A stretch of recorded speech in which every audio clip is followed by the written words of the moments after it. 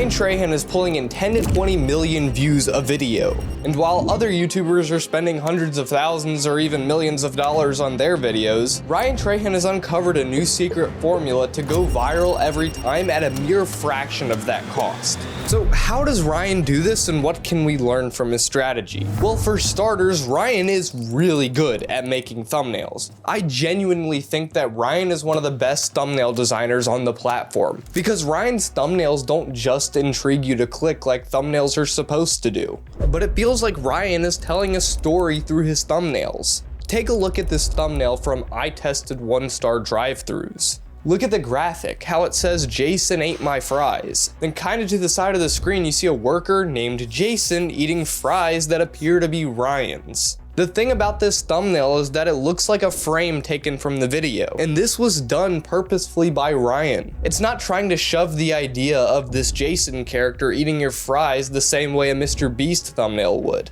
Putting it front and center would make more sense for Mr. Beast because his audience is younger, but Ryan's much older audience is less inclined to fall for a thumbnail like that. That's why it works better when he's very subtle about it. Another example of Ryan pulling off this thumbnail style super well is in the video titled I Tested 1-Star Hotels Again. Notice how the graphic says don't stay in room 13. And slightly to the side of the screen you can see that the room that Ryan is poking his head out from is, you guessed it, room 13. Again, this subtle way of communicating the video is so effective for Ryan's older audience. 33 million views effective to be exact. But a thumbnail can only be as good as the idea that it's trying to convey. So what strategy does Ryan use to come up with viral ideas that get him 10 to 20 million views a video in the first place? That can't be an easy thing to do. Well, Ryan looks all over YouTube to try and find videos that perform better than their channel's average. The correct term for this is outliers. And judging by the fact that this video became an outlier, we can assume that there was something about this video that the audience really liked. And if you're smart enough, you can find out exactly what that was and use it for your own video. But there's a right and a wrong way to use outliers. Personally, I follow 3 rules when using outliers. One is copying why a video did well rather than copying what did well. A great example of this on Ryan's channel is with the video I stayed in secret hotels. Look at the thumbnail. Now take a look at this thumbnail from the Stoics twins. Notice anything familiar? Yes, it isn't an exact match, but that's the point. This video did well because of how interesting it looks that they're poking their head out of the ground. So Ryan just took the why and implemented it into his own video. And because of that, he ended up getting 17 million views. Ryan has even taken advantage of outliers from Mr. Beast. Look at his $1 versus $250,000 plane ticket video. Ryan took that and made I Tried Every Seat on the most expensive airline, which may I add got 44 million views and might become Ryan's most viewed video soon. Rule number 2 when using outliers is that you need to be in the correct position to use them. Look at Ryan's channel and style of content. It's completely original. Ryan is the first person to make videos using this minimalistic style of content, and it has allowed Ryan to take advantage of outliers without being called a content thief. Imagine if Ryan made videos using the same style as Mr. Beast. He wouldn't have been able to take advantage of the plane ticket idea because at that point he would have literally just been stealing the video. But since Ryan has built his own unique style, he could essentially get away with stealing video ideas that have worked without anyone batting an eye. He's copying with taste instead of copying and paste. And the third and final rule when using outliers is knowing how to properly find them, because it's pretty much impossible to find good outliers by just scrolling YouTube. That's why I recently started using this super cool website called 1 of 10 that allows me to literally just put in filters and find any kind of outlier that I want. If I want outliers that can perform 5 times better than a channel's average, then I can find those. If I only want outliers from small channels, then I could also find those. This is such a useful tool that I've personally been using a ton to come up with video ideas because it saves me so much time and energy. I don't like only scrolling YouTube to find outliers. With 1 of 10, they're only a few clicks away. You're able to find hidden gems you would have probably never found without 1 of 10. Anyways, if you think that this tool can be useful for you, click the link in the description and use code TREE to get 1 of 10 for 50% off. Now, back to the video. Something else that Ryan does that's super genius is that he doesn't stop using what works. Take his 1-star series, for example. The first video that he did in this series was about a year ago where he tested 1-star restaurants.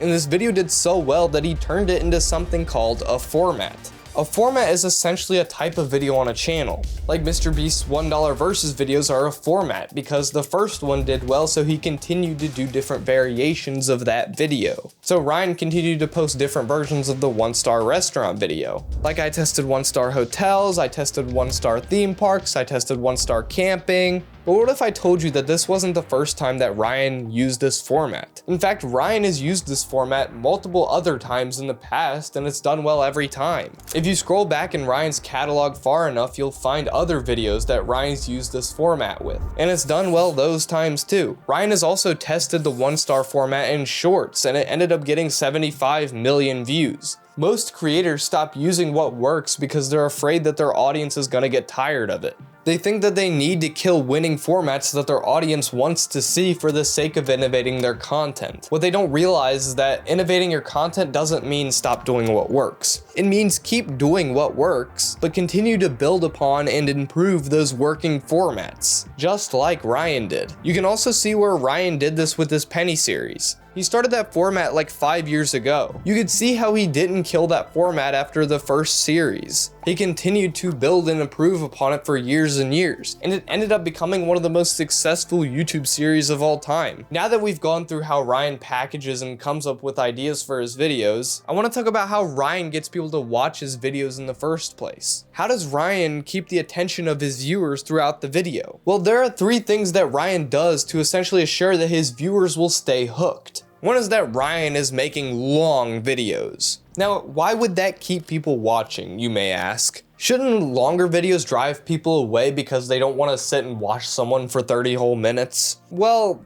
no, because Ryan understands something about YouTube that the rest of us haven't realized yet. And it all comes down to the device type that people are viewing YouTube from. Back in the earlier days of YouTube, most people watched their favorite YouTuber on their phone while they were on a car ride or sitting at the dentist. It was something that they did to pass time. That's why videos were more fast-paced and shorter back then, because you were constantly trying to compete with other things for the viewer's attention. At any given moment, they could just turn their phone off and start doing something else if they get bored, or simply just click on someone else's video. But in today's YouTube, a lot of views are actually not coming from phones. They're coming from people watching YouTube on TV.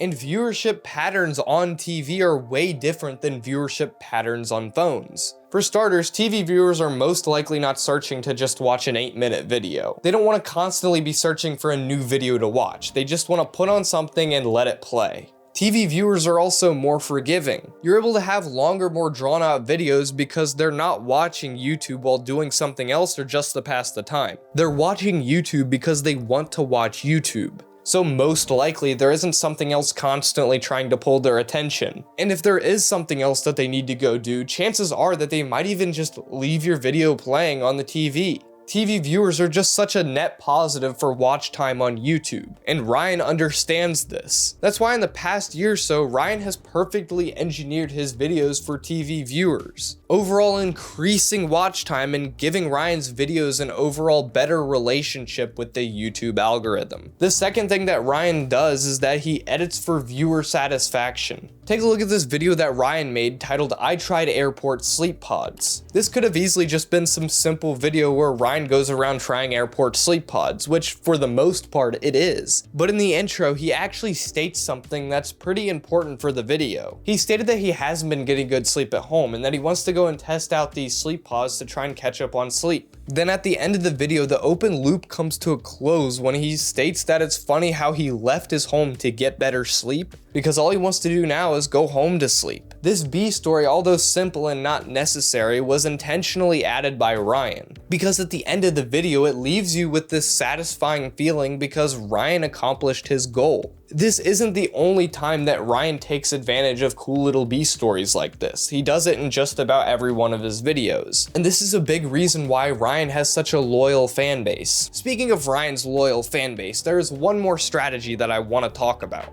This is the thing that makes Ryan stand above everyone else on the platform. It's also another big reason to why Ryan has such a loyal fan base. Ryan has essentially built a moat around his channel. No one in the world is able to make the same types of videos that Mr. Beast is making, simply because they don't have the money or the bandwidth to do so. So if you enjoy Mr. Beast type content, there's no other place on the platform where you can find those types of videos. In other words, Jimmy has built a theoretical moat around his content because no one can recreate it. But there are other ways to build a moat around your videos. A moat doesn't just have to be money. It's just your competitive advantage when it comes to making videos. What can you bring to the table that others can't? In Ryan's case, that's his personality. It's not hard to make videos like Ryan Trahan does. Anyone can go to a bunch of hotels or drive-thrus. But a lot of people click on Ryan's videos because they enjoy spending time with Ryan. And his wholesome personality just matches up so well with the style of video. This is Ryan's competitive advantage.